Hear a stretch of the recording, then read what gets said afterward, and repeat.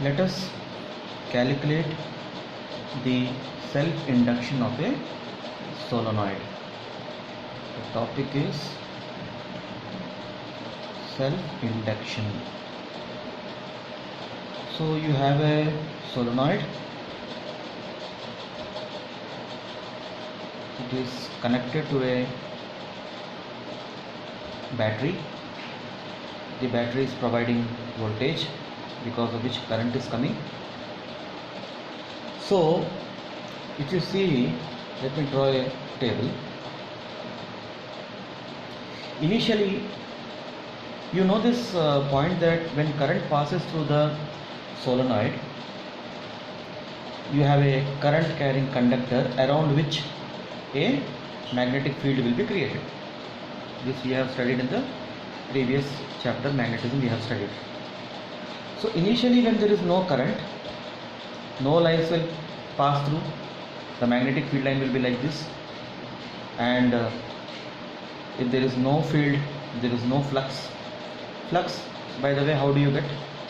B multiplied by area of this coil. We are assuming that this length is L of the solenoid, and it has got N turns per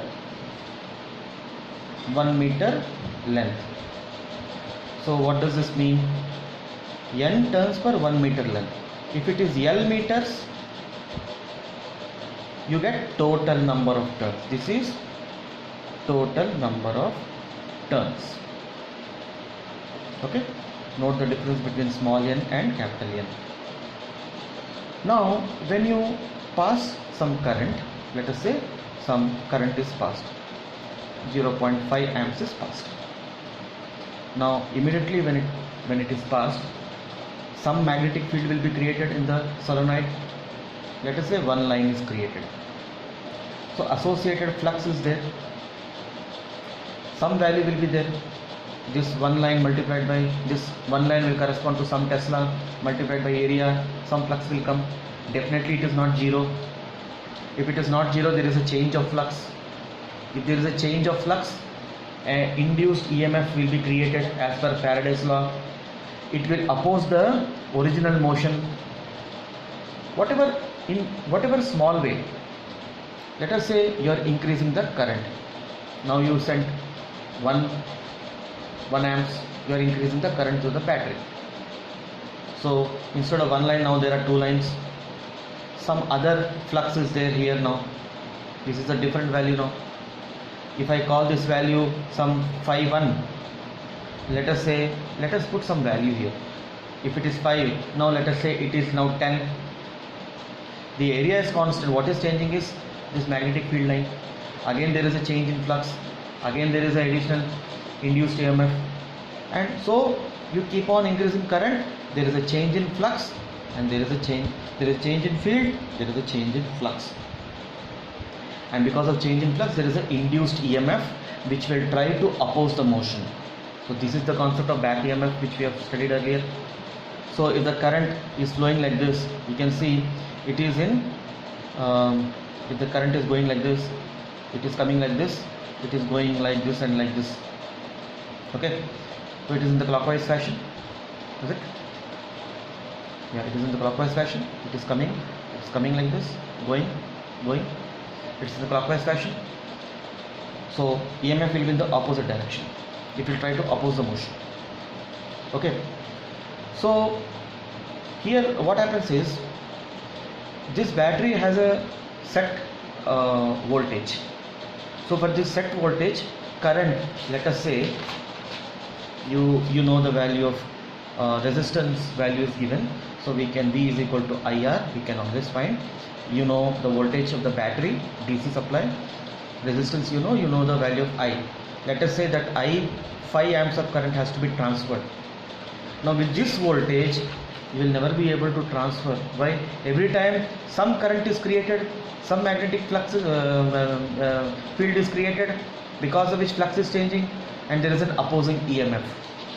Okay, so had there be a straight wire, the moment you close the key, immediately the current will pass.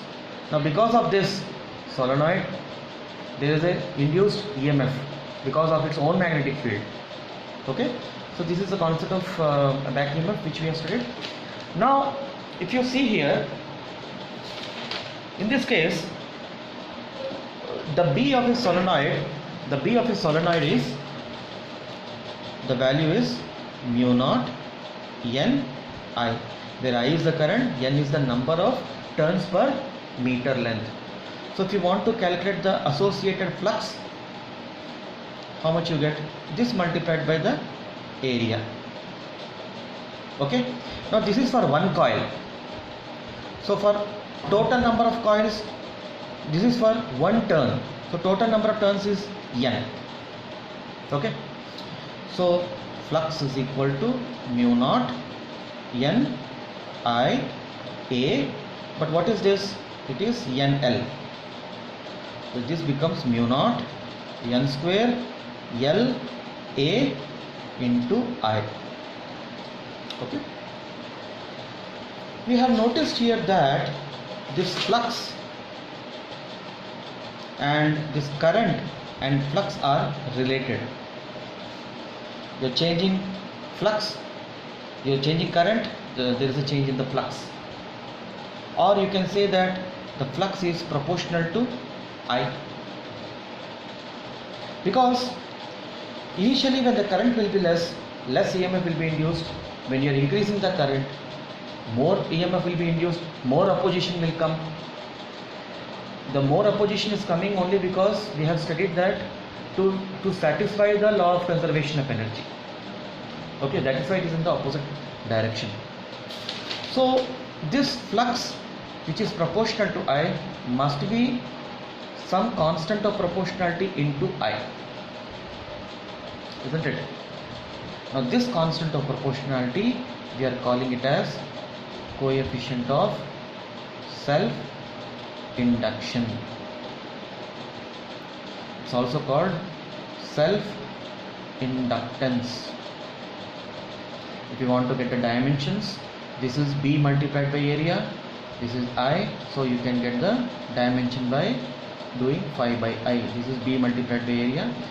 You replace I with Q times T, Q is charge, you get the dimensions. I'm not getting to that. So this is the concept of self-inductance of the solenoid. And how do I calculate the self-inductance means? Let us say this is my equation 1 and this is my equation 2. By comparing these two equations, I can write L is equal to mu naught N square L multiplied by the area. So the self-inductance is dependent upon these many parameters. Here we are assuming that the medium is air. If some other medium is there, you need to multiply this value with mu r. Instead of mu 0, you will be writing mu 0 mu r N square La. What is this mu r? It is relative permeability depending upon the medium. Okay, N is the number of turns per meter length, L is the length of the solenoid, and A is the area of cross section, which is here a circle. So it will have its own radius. So R will be equal to pi r square, where R is the radius of the coil. So this is how we find out.